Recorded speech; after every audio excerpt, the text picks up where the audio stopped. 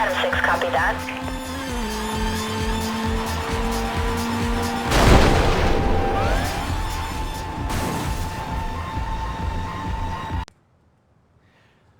I see you're a sucker for a man in uniform. Well, guess what? Where you're going, you'll be surrounded by them. See you down the river, Romeo. 10-4 on that. Stand by.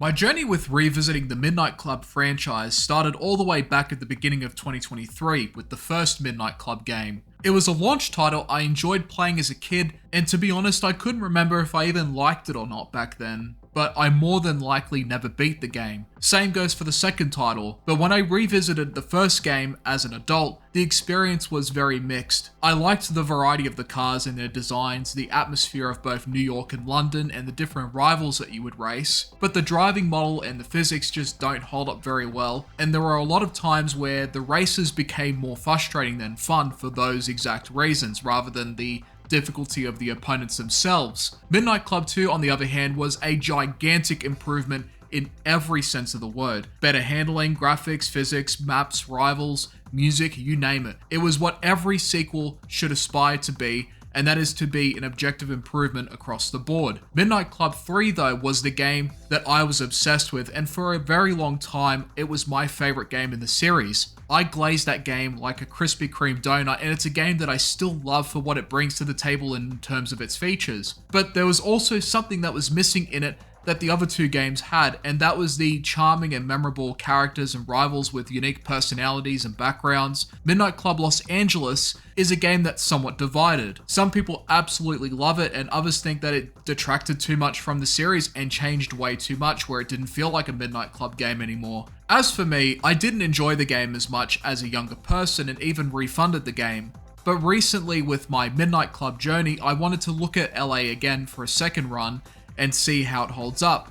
And I've got to say, I honestly love this game, much more than Midnight Club 3 Dub Edition. It not only evolved the open world in the Midnight Club series, but it also created more immersion in the driving experience in both the characters that make up the world and the feeling of driving and attention to detail in both the cars and the map. So let's get into this, shall we? The story starts with your character moving to Los Angeles from the East Coast, saying that you want to get into the racing scene of LA.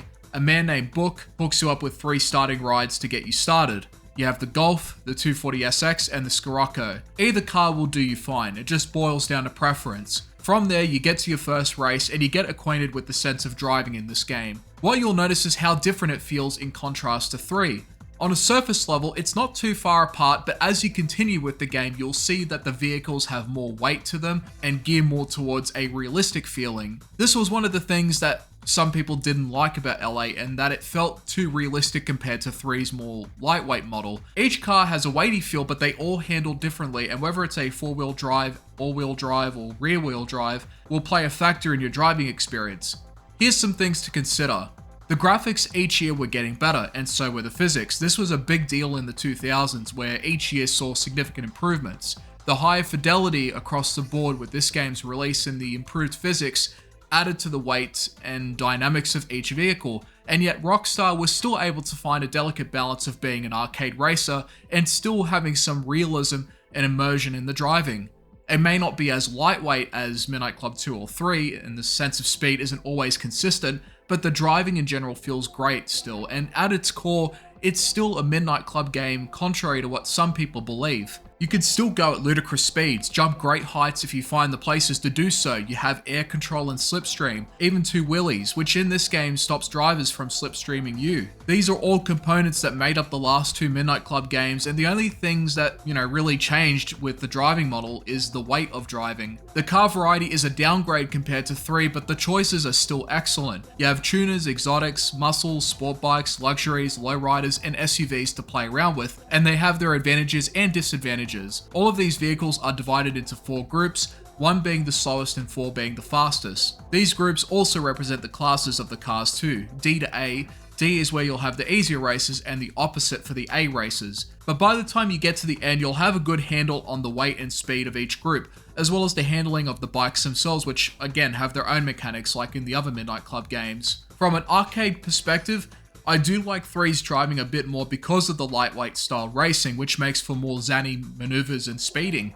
But LA is far more immersive in the driving experience and has more to offer as a game, and there are several reasons why. Let's start with the city of LA itself and how it's designed in this game. This is hands down the best looking city in the entire franchise. It's not only massive and sprawling with life and traffic, but is also choked with a variety of activities to partake in. The other Midnight Club games had multiple cities. This game only has one, which was something that is admittedly disappointing, or at least it would be if it wasn't for the amount of stuff that you can do in this game. 1 and 2 just had you racing rivals, getting their car, beating the champ, and then moving on to the next city to repeat the process until you reach the final champ. That's it. In 3, it's pretty much the same, but with the addition of adding club races and tournaments to break up the simple loop. But after you're done with those two things and you've beaten the rivals in 3, all you really have left is the optional city races that are repeatable, and the only incentive is to keep earning money to buy all the cars. In LA though, you've got all of those things too, but more on top of it. You have wager races to earn more cash, pink slip races to win cars, delivery runs, payback missions where you total other cars, series races, freeway racing with rivals. Yes, actual rivals with personality and a face too, unlike in 3. You've got a bigger version of LA than in 2, and you have more activities to do than in any of the other 3 games combined. And that's not counting the return of Race Editor and Arcade Mode, which also adds more replayability, and with the game's online functionality at the time, you could race other players with your own creations, or other creations. It would have been nice to have more cities, but it would have taken far longer to create, and the title is reflective of the central theme and setting of the game, which is about racing in Los Angeles, and not just other parts of the world. Dedicating to just the one city allowed for far more detail and a much bigger map size to be crammed into the experience to create the most authentic LA racing experience at the time. And honestly, Rockstar really knocked it out of the park in this sense. Having the variety of activities displayed on the map also helps keeps the experience fresh, and provides multiple opportunities to make more money and increase your rep, which is what will unlock you more things, including access to more unique races and missions. Some people preferred the more simplified structure of the earlier titles, but in the case of LA, a more varied and dynamic loop was necessary to incentivize the racing and exploration of the city. The place is brimming with people, other drivers, and lots of traffic too, making for some of the most immersive open world racing ever created. The presence of LA's heavy traffic and the interconnectivity of each region makes the races dynamic and interesting, while still being faithful to Midnight Club's open-ended style of racing. This game still gives you the means to go wherever you want in the races. That has never changed. Stupid friggin'. Hey, relax, man. Winning or losing doesn't matter in a piece of junk like this. Anyone can drive one. Yeah, whatever you say. For real. You think you're something special because you can press down a pedal? You think you're hard and fearless? Get on a bike, buddy. On a bike.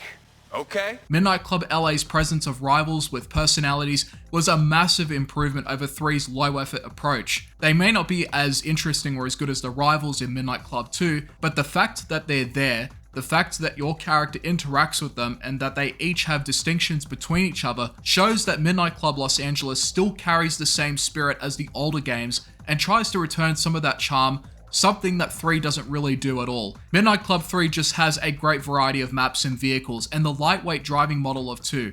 That's it. It's a great arcade racing game, and was at the peak of arcade racing in the 2000s in my opinion, but as an overall game and experience, I think Midnight Club LA is just much better and has more going for it in comparison. Midnight Club wasn't just about the way cars handled all the features, but the atmosphere of being in a hidden and forbidden but equally exciting world filled with unique characters with their themes, backgrounds, personalities, what have you. It gave you a reason to race, it gave you a reason to drive and immerse yourself in the world. Is the story of LA amazing or the characters GTA 4 levels of amazing? No, but in this game, Rockstar made more of an effort than they did in 3. Giving you, like I said, a reason to care about racing in the world and a reason to drive in the first place. I know that oftentimes people in the racer community are allergic to change, but LA, like I said, still carries some of the same fundamental concepts and aspects and still carries the spirit of what gives Midnight Club its own identity. Some people just want simple but fun and creative arcade racing to cut the fluff, and that's fine, but Midnight Club